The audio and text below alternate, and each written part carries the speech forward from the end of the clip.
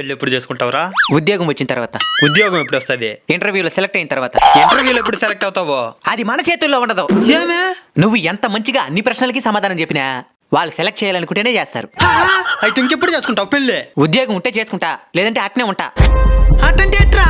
ఎవరు నోకం చూస్తాను చేసుకునేరా, ఉద్యోగం వల్ల వస్తుందిలే. ఎక్కడికి మామా? రే నువ్వు అన్న చెప్పురా ఓడికా. సర్లే నేను చెప్తాం గాని. ఇంట్లో వాళ్ళు ఎందుకు మామ ఇబ్బంది పెడతావా? పెళ్లి చేసుకునే మామా. సరే మీ అక్కని చేసుకుంటా.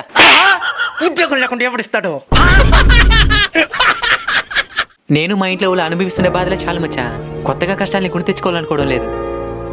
ఉద్యోగం ఉండి లక్షల జీతాలు తీసుకునే వాళ్ళే విడాకులు తీసుకునేస్తా ఉన్నారు. ఇక నాలంటి వాళ్ళతో ఎవరు ఉంటారు చెప్పా? అట్ట కాదు మామా. ఉద్యోగం లేనడు వాటికి విలువే ఉండదు మచ్చా.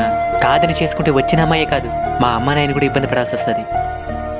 ప్రేమ పుట్టేదానికి డబ్బు ఉండాల్సిన లేదు మచ్చా, కానీ ఆ ప్రేమని కాపాడుకునేదానికి మాత్రం ఖచ్చితంగా డబ్బు ఉండాలి.